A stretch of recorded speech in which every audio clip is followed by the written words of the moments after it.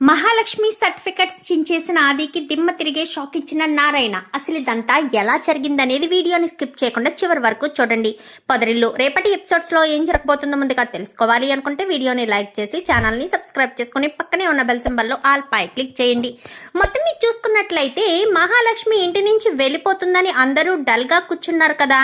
తీరా మోసి మహాలక్ష్మి నిర్ణయం తీసుకుని నేను నా ఫ్రెండ్ దగ్గరికి వెళ్ళాలనుకుంటున్నాను అంటూ మొత్తం చెప్పేసేసరికి ఇంకా మాధవ్ అయితే చాలా సీరియస్గా అంటాడు. ఎక్కడికి వెళ్తావు నువ్వు?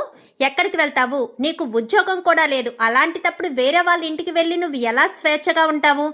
మేమంతా కాని వాళ్ళమా? అంటే మమ్మల్ని కాని వాళ్ళని చేసేసావా? నువ్వెక్కడికి వెళ్ళడానికి వీల్లేదు, నువ్వు ఇక్కడే ఉండాలి అంటూ గట్టిగా చెప్పేసరికి అది కాదు పెద్ది అనగాని, ఏది కాదు అనగాని, నేను ఇక్కడే ఉంటాను అని చెప్పడం కూడా తప్పేనా పెద్ది అనేసరికి ఒక్కసారిగా అందరూ కూడా షాక్ అయిపోయి చూస్తూ ఉంటారు. ఏంటి ఏమన్నావు అనగానే, అవును పెద్ది, నేను ఇక్కడే ఉందామనుకుంటున్నాను, ఇక్కడే ఉండాలని నిర్ణయం తీసుకున్నాను, అదే విషయం మీకు చెప్పడానికే వచ్చాను అంటూ మహాలక్ష్మి చెప్పడంతో చాలా సంతోషపడిపోతారు అందరూ కూడా. నిజమా వదిన, నిజంగానే ఇక్కడే ఉండిపోతావా అంటూ చెప్పేసేసరికి అవును పెద్ది అనేసరికి అందరూ షాకింగ్గా చూస్తారు. మళ్ళీ ఏమైంది అంటూ ఇంకా మహాలక్ష్మి అనగానే, మళ్ళీ ఏం షాక్ ఇస్తావా అని చూస్తున్నాం వదిన అంటూ కన్నా అనేసరికి, టీ చల్లారిపోయింది కన్నా, అది ఎచ్చబెట్టుకుని తీసుకొస్తారు అని చెప్పి అడిగాను అంతే అని చెప్పాను. కానీ చాలే వదిన, నువ్వు ఇక్కడ ఉంటానన్నావు కదా, చాలా సంతోషంగా ఉంది, ఇప్పుడే నేను వెళ్ళి తీసుకొస్తాను అంటూ కన్నా కాస్త టీ తీసుకుని వెళ్తాడు. చాలా హ్యాపీగా ఉంటారు. ఇంకా బయట ఫుల్గా బీడీలు కాల్చేసి పాడేస్తూ ఉంటాడు నారాయణ. అయితే బయటకు వచ్చి చూసేసరికి, ఏంటి నువ్వేమన్నా ఇక్కడ ఉండేదానివా ఏంటి? రేపటి నుంచి వాకలు తుడిచే వాళ్ళు ఉండరు, ముగ్గు పెట్టే వాళ్ళు ఉండరు, అప్పుడు ఇలాగే బీడీలు పడుంటాయి అనగాని, ఎవరు చెప్పారు నేను ఇక్కడి నుంచి వెళ్తున్నానని?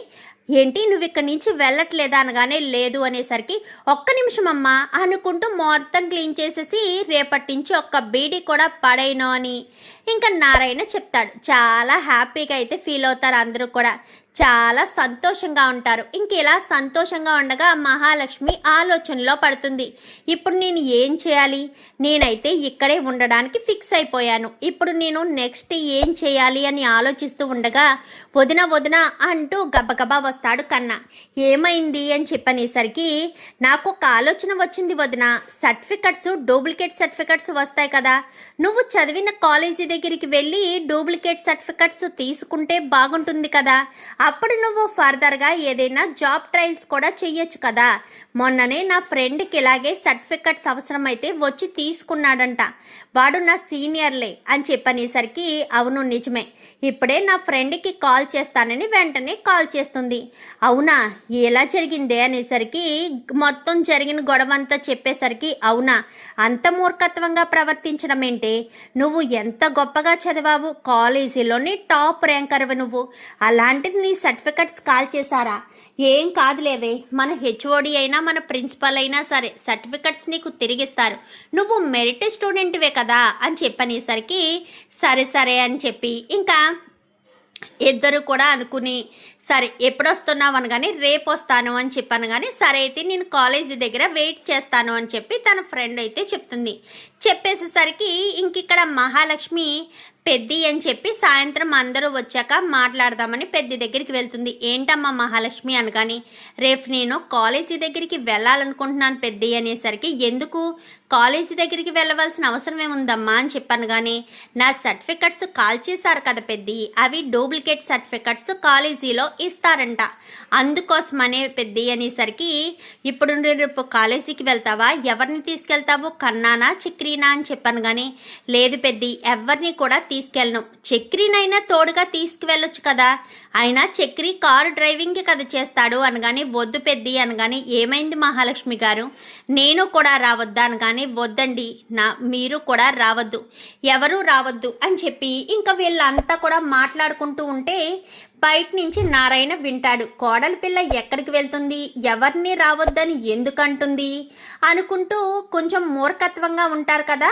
తను ఆ మాట విని వెళ్ళిపోతాడు. ఇంకా మరుసటి రోజు ఉదయాన్నే చక్రి వేరే కార్ని తీసుకొచ్చి డ్రైవర్ని కూడా వేరే వాడిని పంపించి వాడికి జాగ్రత్తలు చెప్తూ ఉంటాడు. నువ్వు కారు డ్రైవింగ్ చేసినప్పుడు జాగ్రత్త, జనాలు ఎక్కువగా ఉంటే కారు స్లో పోనివ్వు, హారన్ కొట్టుకుంటూ పోనివ్వు, ఎవ్వరికి ఎలాంటి రిస్క్ ఉండకూడదు, మహాలక్ష్మికి ఏ ప్రమాదం రాకుండా చూసుకో అని చెప్పనేసరికి సరే సరే నేను చూసుకుంటానులే అని చెప్పి ఇంకా వీడు కాస్త చెప్తాడు. చెప్పిన తర్వాత వెళ్ళొస్తాను పెద్ది అనగానే జాగ్రత్తగా వెళ్ళిరమ్మా, ఆలస్యం అవుతుంటే ఫోన్ చెయ్యి అనగానే లేదులే పెద్ది, ఎలా వెళ్ళి అలా సర్టిఫికెట్స్ తీసుకుని వచ్చేయడమే కదా, ఆలస్యం ఏమీ కాదు, తొందరగానే వచ్చేస్తాను పెద్ది అని చెప్పి ఇంకా మహాలక్ష్మి కాస్త చెప్తుంది.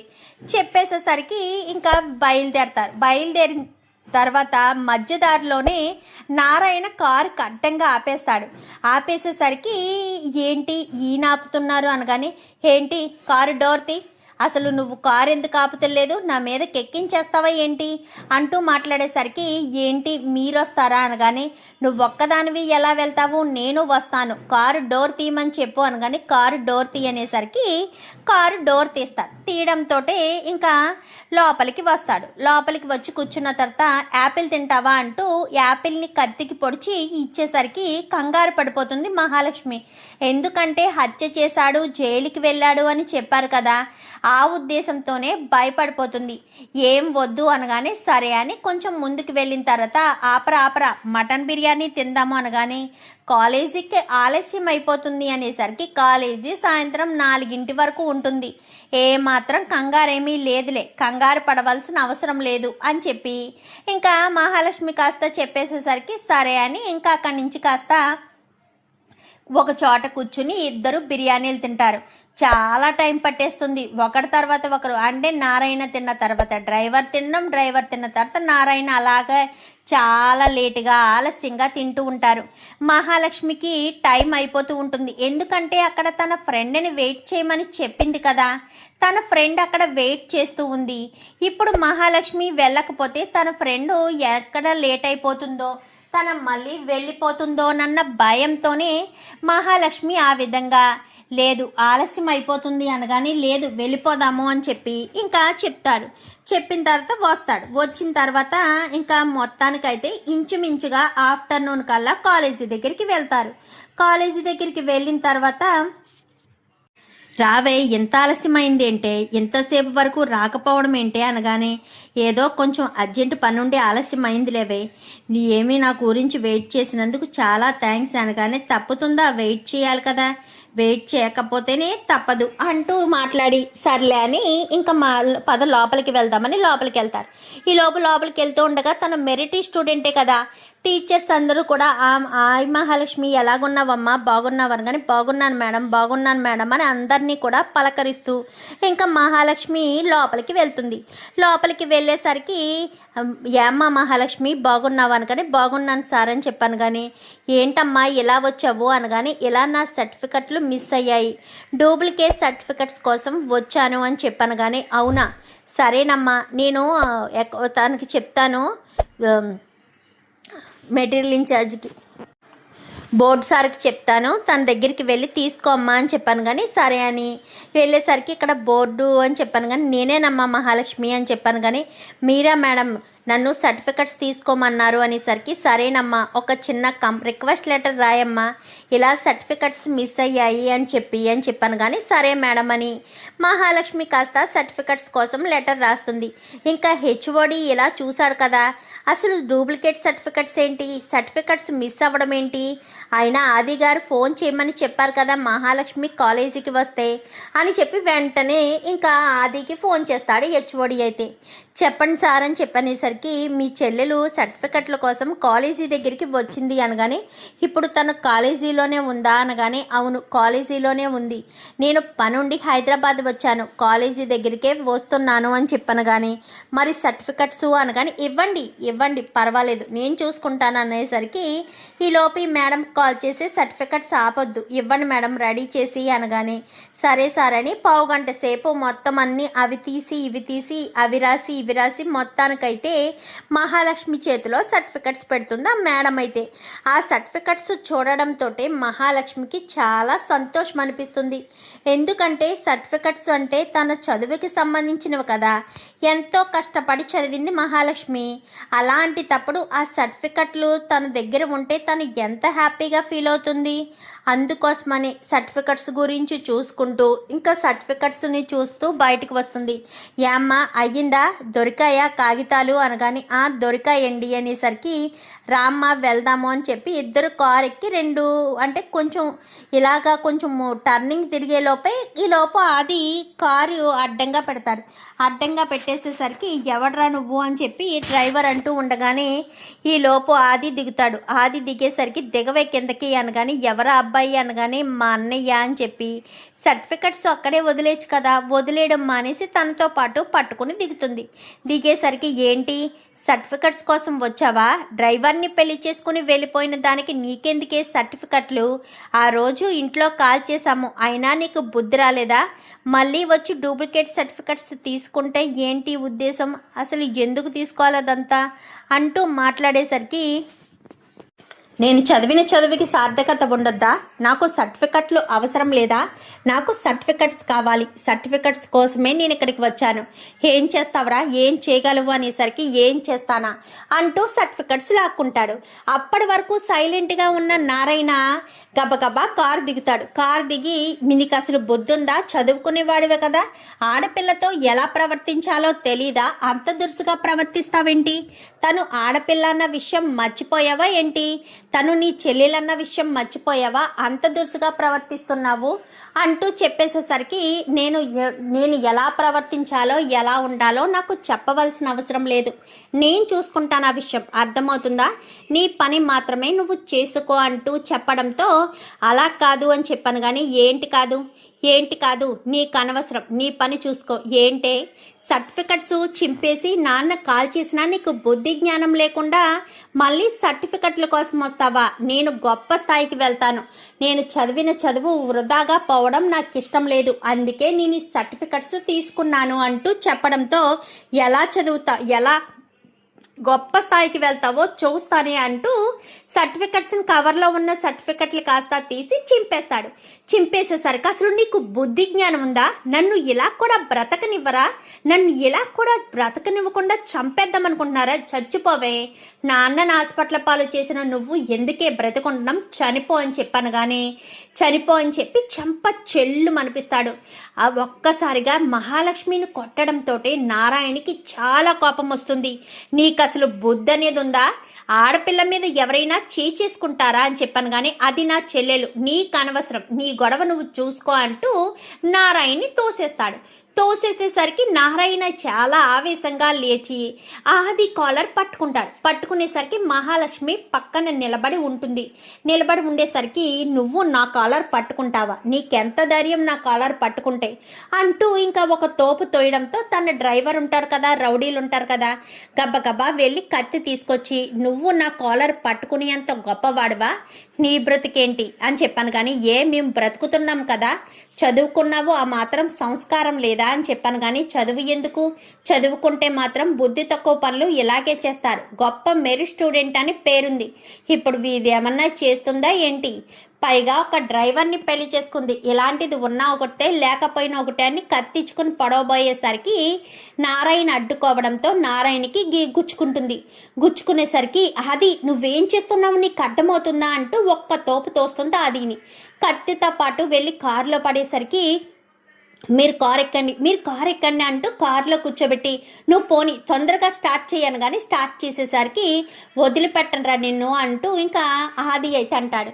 అనేసరికి ఇంకా మహాలక్ష్మి గబగబా పద హాస్పిటల్కి తీసుకువెళ్ళాలి, రక్తం పోతుంది, పద ముందు అని చెప్పి ఇంకా హాస్పిటల్ దగ్గరికి తీసుకువెళ్తారు. తీసుకువెళ్ళేసరికి ఇంక ఇంటి దగ్గర వాళ్ళకి ఈ విషయాలు ఏమీ తెలియదు కదా, వాళ్ళేమో ఎదురు చూస్తూ ఉంటారు. ఇదేంటి ఉదయం అనగా మహాలక్ష్మి వెళ్ళింది, ఇప్పటి వరకు రాలేదు, అక్కడ ఏదైనా ఇబ్బంది పడుతుందో ఏంటో, ఒరే చక్రి, ఒకసారి ఆ డ్రైవర్కి ఫోన్ చేయరా అనగానే చేశానన్నయ్య, ఫోన్ లిఫ్ట్ చేయడం లేదు, వాడు ఎన్నిసార్లు చేసినా ఫోన్ లిఫ్ట్ చేయడం లేదు అంటూ చెప్పడంతో ఫోన్ ఎందుకు లిఫ్ట్ చేయడు, లిఫ్ట్ చేస్తాడే, ఎందుకు లిఫ్ట్ చేయడం లేదు అని ఆలోచనలో పడతారు. ఇంకా మహాలక్ష్మి అయితే వీడిని హాస్పిటల్కి తీసుకొచ్చింది కదా, తీసుకొచ్చిన తర్వాత తనకు ట్రీట్మెంట్ ఇప్పిస్తూ ఉండేసరికి చాలా లోతుగా దిగిందమ్మా, కుట్లు కూడా పడుతున్నాయి అని చెప్పాను. కానీ అవునా, సరేనండి అని చెప్పి కుట్లు వేయండి అని చెప్పాను. కానీ కుట్లు వేసిన తర్వాత స్పృహ కోల్పోతాడు. ఇంకా అక్కడే అలాగే కూర్చుని ఉంటుంది. స్పృహలోకి వచ్చిన తర్వాత టిఫిన్ తెమ్మని చెప్పి టిఫిన్ తినిపిస్తుంది. నేను తింటానమ్మా అనగాని మీరెలా తింటారు, మీకు అసలే కత్తిపోటు దిగింది, మీరు తినలేరు, నేను తినిపిస్తున్నాను కదా తినండి అంటూ తినిపించేసరికి కళ్ళంట నీళ్ళు వస్తాయి. ఇంకా నారాయణకి ఏమైంది, కంట్లో ఏమన్నా నొప్పిగా ఉందా, కళ్ళు మండుతున్నాయా, కారంగా ఉందా అని చెప్పాను. కానీ లేదమ్మా, లేదు అనేసరికి ఎంతో ప్రేమగా తినిపించడం అదంతా కూడా చూసి, అంటే ఆడపిల్ల అంటే భార్య ఎలా ఉంటుందో తెలీదు, కన్న కూతురునుంటే తండ్రిని ఏ రకంగా ప్రేమగా చూసుకుంటుంది, ఆ రకంగా ప్రేమగా చూసుకునేసరికి కళ్ళంట నీళ్ళు వస్తున్నాయి. నీళ్ళు వచ్చేసరికి కళ్ళంట నీళ్లు తుడుచుకుని మహాలక్ష్మి తినిపిస్తూ ఉంటే తింటూ ఉండేసరికి మహాలక్ష్మికి చక్రి ఫోన్ చేస్తాడు. ఫోన్ చేయడంతో అప్పటి వరకు ఫోన్ చూసుకొని మహాలక్ష్మి అప్పుడే ఫోన్ చూసేసరికి అప్పటికే చక్రివి చాలా మిస్డ్ కాల్స్ ఉంటాయి. డ్రైవర్ ఫోన్ కూడా పక్కనే ఉండి సైలెంట్లో ఉండిపోవడంతో తనకి కూడా చాలా ఫోన్లు వచ్చాయి అని చెప్పి ఫోన్ లిఫ్ట్ చేసేసరికి ఎక్కడున్నారు అని చెప్పి మాట్లాడుతుండగానే మేము హాస్పిటల్ దగ్గర ఉన్నామనేసరికి హాస్పిటల్ దగ్గర ఉండడం ఏంటి, అసలు హాస్పిటల్ దగ్గర ఏం చేస్తున్నారు, హాస్పిటల్ దగ్గర మీరెందుకున్నారు, అసలు అక్కడికి ఎందుకు వెళ్ళారు అంటూ మాట్లాడడంతో నేను వెళ్ళాల్సిన పరిస్థితి వచ్చింది, సరే నేను ఒక పావు గంటలో ఇంటికి వచ్చేస్తాము అని చెప్పి ఫోన్ పెట్టేస్తారు. డాక్టర్ ఇంటికి వెళ్ళిపోవచ్చా అనగానే వెళ్ళిపోవచ్చమ్మా, కొంచెం జాగ్రత్తగా చూసుకోండి, తనకు చాలా పెద్ద గాయమైంది కదా, సో కొంచెం జాగ్రత్తగా చూసుకుంటే బాగుంటుంది అనగాని ఓకేనండి అని చెప్పి ఇంకా మహాలక్ష్మి తనని పట్టుకుని తీసుకొచ్చేసరికి ఇంక ఇంటికి కార్ రావడంతో గబగబా అందరూ వచ్చేస్తారు. హాస్పిటల్ అనగానే మహాలక్ష్మికి ఏదైనా జరిగిందేమో అని కంగారు పడిపోతూ ఉంటారు. తను కూడా నారాయణ వెళ్ళాడన్న విషయము తెలీదు, నారాయణ ఎలా ఉన్నాడు ఏంటి అసలు ఎక్కడికి వెళ్ళాడన్న విషయం కూడా వాళ్ళు తెలుసుకోరు. ఎందుకంటే నారాయణకి అపరాత్రి రావడం అలవాటే కాబట్టి తను ఎక్కడికో వెళ్ళుంటాడు అన్న ఉద్దేశంతోనే ఉంటారే తప్ప తను ఈ పని మీదే వెళ్ళాడు అన్న ఉద్దేశం అయితే ఉండదు. ఏంటి అని ఇలా కారులోంచి దిగండి అనగానే నారాయణ్ని పట్టుకుని దింపుతూ ఉండగానే ఒక్కసారిగా షాక్ అయిపోతారు. ఎందుకంటే కడుపుకు కట్టు కట్టేసి ఉంటుంది, టీషర్టు ఉండదు, కడుపుకి కట్టు కట్టేసి ఉండేసరికి గబగబా వచ్చి నాన్న ఏమైందంటూ ఇంకా మాధవ్ అటు ఒక పక్క చక్రి మరొక పక్క కేశవ పట్టుకుని తీసుకొచ్చి తన మంచం మీద పడుకోబెడతారు. పెద్ది కొంచెం టిఫిన్ తీసుకొస్తావా అని చెప్పాను. కానీ అలాగేనమ్మా అని చెప్పి గబగబా వెళ్ళి తీసుకొచ్చేసరికి తినండి అనగానే అమ్మ మహాలక్ష్మి నేను తినిపిస్తాను అని చెప్పి పెద్ది అంటాడు. లేదులే పెద్ది, ఆయనకి గాయం జరిగింది నా వల్లే, ఆయన ఇలాంటి పరిస్థితిలో ఉండడానికి కారణం నేనే, ఒకవేళ ఆయనే కనుక అడ్డు రాకపోయి ఉంటే ఈ పరిస్థితి నాకు వచ్చేది, నేను ఉండాల్సిన పరిస్థితిలో ఆయన ఉన్నారు, నేను ఆయన్ని వదలలేను ఒంటరిగాను అని చెప్పనేసరికి సరేనని ఇంకా ఏం మాట్లాడకుండా సైలెంట్గా కూర్చోవడంతో ఇంకా మహాలక్ష్మి అయితే నారాయణకి టిఫిన్ తినిపిస్తూ ఉంటుంది. తినిపించేసరికి ఈ లోపున్న ఇదిగో నాన్న మంచినీళ్ళు అని పక్కనే కన్నా మంచినీళ్ళు తెచ్చి మంచినీళ్ళు పట్టిస్తూ ఉంటాడు. ఏమైంది మహాలక్ష్మి అని చెప్పనగానే ఒక్క నిమిషం పెద్ది, టిఫిన్ తినేసిన తర్వాత నేను లోపలికి వస్తాను, ఒరే కన్నా అందులో టాబ్లెట్స్ ఉంటాయి ఎలా ఇవ్వు అనగానే సరేనని టాబ్లెట్స్ ఒక్క 10 నిమిషాలు ఆగి వేసుకుందరు. కానీ ఇప్పుడే టిఫిన్ చేశారు కదా, వెంటనే వేసుకుంటే వామిటింగ్ వచ్చే అవకాశం ఉంది అని చెప్పి మహాలక్ష్మి రాపెద్ది అని లోపలికి తీసుకువెళ్ళి మొత్తం కన్నాకి కేశవాకి మొత్తం అందరికీ కూడా చెప్తుంది.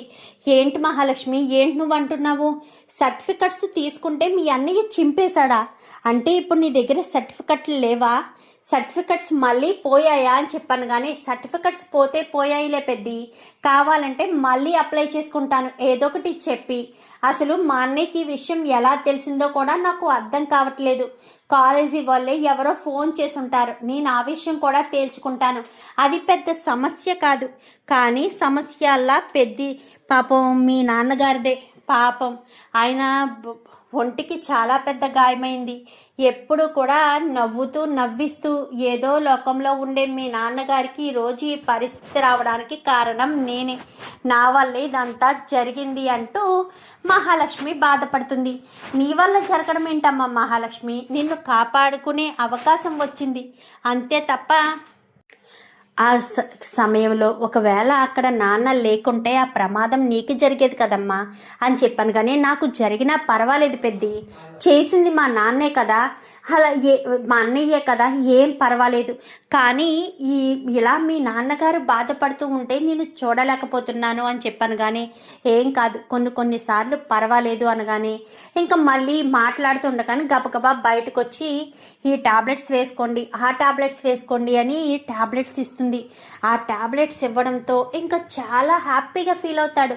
తనకు ఒక కూతురు ఏ రకంగా అయితే సేవ చేస్తుందో మహాలక్ష్మి అదే రకంగా సేవ చేయడం చూసి ఎంతో సంతోషం కలుగుతుంది తనకు.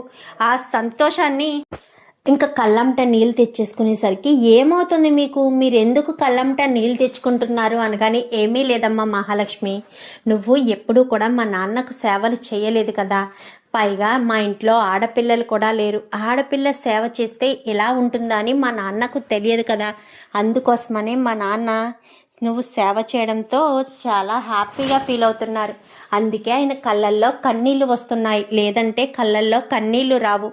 ఎప్పుడు కూడా ఏదో ఒకటి ఆలోచించుకుంటూ ఏదో ఒకటి చేస్తూ ఉండే మా నాన్న కళ్ళల్లో కన్నీళ్లు వచ్చాయి అంటే ఖచ్చితంగా ఆలోచించడమే అని చెప్పనేసరికి అందుకే అంతకు మించి ఏం కాదమ్మా అనగానే అయ్యో నా వల్ల ప్రమాదం జరిగినప్పుడు నేను సేవ చేయనా ఏంటి అంటూ ట్యాబ్లెట్లు ఇచ్చి ఇంకా అక్కడి నుంచి కాస్త వచ్చేస్తుంది మహాలక్ష్మి.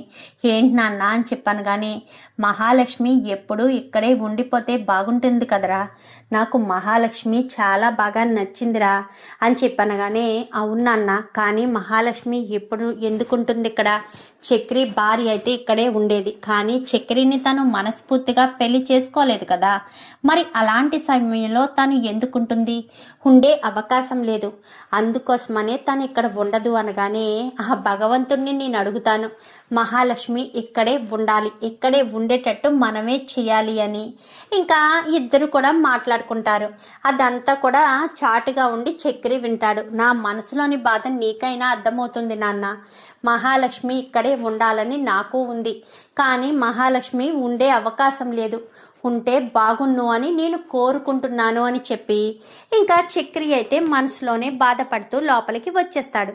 ఇంకా మహాలక్ష్మి అయితే సర్టిఫికెట్స్ ఈసారి కూడా మిస్ అయ్యాయి, అసలు నేను వచ్చిన విషయం వీడికి ఎలా తెలిసింది, ఎవరు చెప్పుంటారు, మేడమా చెప్పే అవకాశం లేదు, ఎందుకంటే మేడం దగ్గర నేనే కూర్చుని ఉన్నాను, అయితే ఇంకెవరు చెప్పారు, హెచ్ఓడి ఏమన్నా చెప్పుంటాడా, అంతేనే మా నాన్నకు తెలుసు కదా బాగా, మా అన్నయ్య కూడా ఇదే కాలేజీలో చదివాడు కాబట్టి మా అన్నయ్యకి ఫోన్ చేసి హెచ్ఓడియే కావాలని చెప్పుంటాడు, లేదంటే ఎందుకు చెప్తాడు అని చెప్పి ఇంకా మహాలక్ష్మి కాస్త అనుకుంటుంది. మరి ఇప్పుడు సర్టిఫికెట్స్ ఎలా చేయాలి అని తన ఫ్రెండ్కి మళ్ళీ కాల్ చేసేసరికి ఏంటే ఏమైందే అనగాని ఏమైంది, నా తల ప్రాణం తోక్కొచ్చింది, మళ్ళీ మా అన్నయ్య వచ్చి సర్టిఫికెట్లు చింపేశాడు, చింపేయడమే కాదు చక్రి వాళ్ళ నాన్నని కత్తితో పొడిచేశాడు కూడా, ఆయనకి ఇప్పుడు ఏ ప్రమాదం లేదు కదా, ప్రమాదం అయితే ఏమీ లేదులే, కానీ పాపం ఆయనకి చాలా పెద్ద గాయమే జరిగిందే, ఆయనకి ఇప్పుడు ప్రమాదం లేదు, కానీ నా వల్లే ఆయన గాయపడ్డారు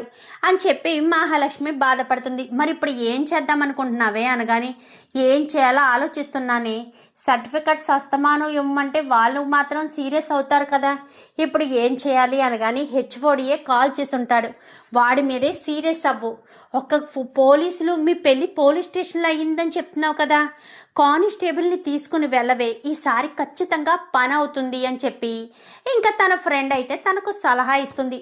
చూద్దాం మరి రాబోయే ఎపిసోడ్స్లో ఏం జరుగుతుందో. వీడియో నచ్చితే లైక్ చేసి ఛానల్ని సబ్స్క్రైబ్ చేసుకోండి. Thank you for watching.